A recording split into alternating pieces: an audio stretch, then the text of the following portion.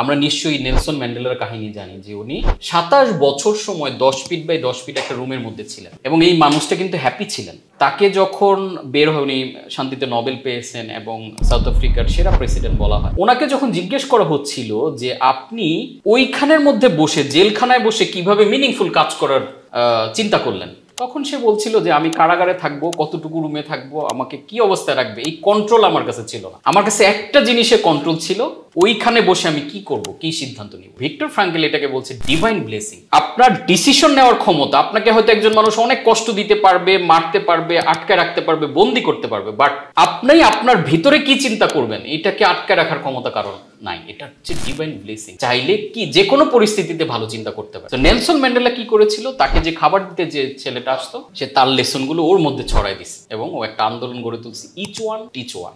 ওকে তৈরি করছে, বলছে এই লেসনটা তুমি ছড়ায় দাও। এভাবে সারা পৃথিবীতে কিন্তু ছড়ায় গেছে। তাই সেটা আমি ফিল করি যে হ্যাপিনেসটাকেও যদি আমরা এইভাবে বিশ্বব্যাপী ছড়াই দিতে, সেই মিশন নিয়েই কিন্তু আমি কাজ করার চেষ্টা করছি।